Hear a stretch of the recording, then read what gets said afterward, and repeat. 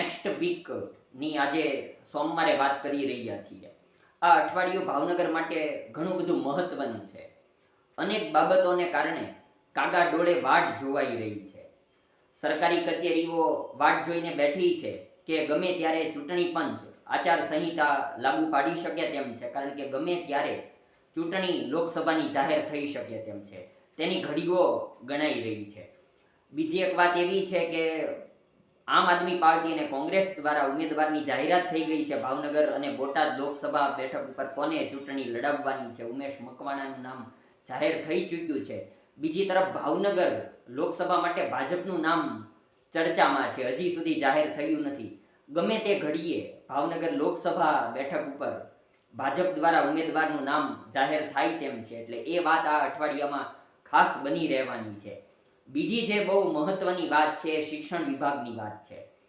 ભાવનગર યુનિવર્સિટીના નવા કુલપતિ ગમે ત્યારે નામ જાહેર થઈ શકે તેમ છે, કારણ કે છેલ્લા 1.5 વર્ષથી અત્યારે ગણિત શાસ્ત્ર ભવનના અધ્યક્ષ MM ત્રિવેદી સાહેબ ભાવનગર યુનિવર્સિટીના કુલપતિ પદે બિરાજમાન છે અને તેઓ ઇન્ચાર્જ કામગીરી સંભાળી રહ્યા છે.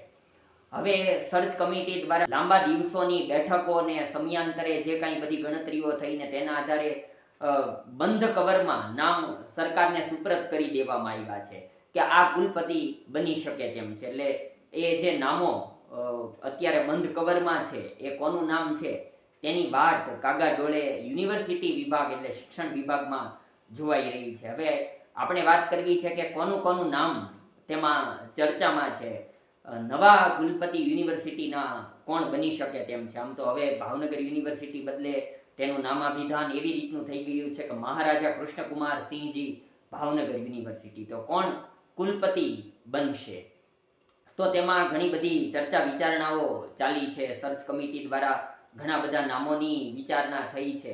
પણ જો ચૂંટણી દ્વારા આચાર સંહિતા લાગુ પાડી દેવામાં આવે અને જો નામ કુલપતિ પદનું જાહેર ન થાય તો ફરી પાછો 2-3 મહિનાનો સમયગાળો વીતશે અને પછી નામ જાહેર થશે. પણ જો આચાર સંહિતા પહેલાં નામ જાહેર થઈ જાય તો કોનું નામ આવી શકે? તેના માટે અગાઉ જે કુલપતિ પદની રેસ હતી, અગાઉ જે કુલપતિઓ છેલ્લા બન્યા આર્ટ્સ ફેકલ્ટીમાંથી કુલપતિ બન્યા હતા, એ પહેલાંના જે કાયમી કુલપતિ હતા એ સાયન્સ ફેકલ્ટીમાંથી હતા.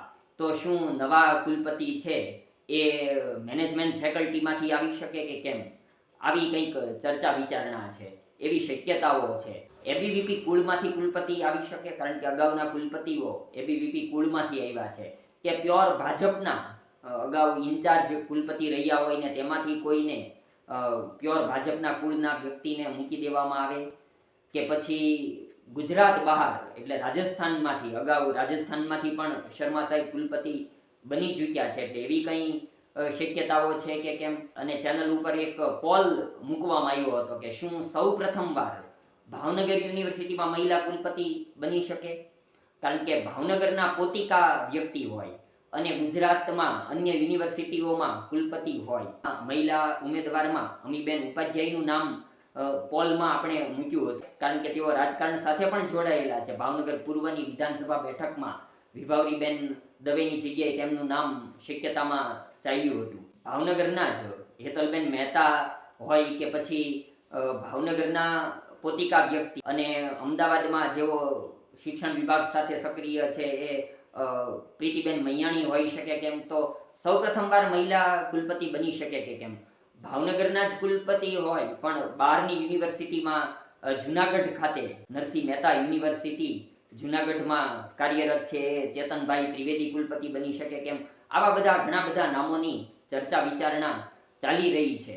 આમ તો એવું કહેવાય કે બંધ કવરમાં જે નામ મુકાઈ ગયા છે ક્યારે ખુલશે એ તો આવનારો સમય કહેશે. પણ આવી બધી કંઈક શક્યતાઓ ચર્ચા વિચારણા ચાલી રહી છે. અને ભાજપની સરકાર જ્યારથી બધું કામકાજ સંભાળે છે ત્યારથી કોનું નામ ક્યારે ક્યાં મુકાઈ જાય કોઈએ વિચાર્યું પણ ન હોય ને તેવું થઈ જાય તેવું પણ થાય છે કે કેમ? એ આવનારો સમય કહેશે. ધન્યવાદ મિત્રો.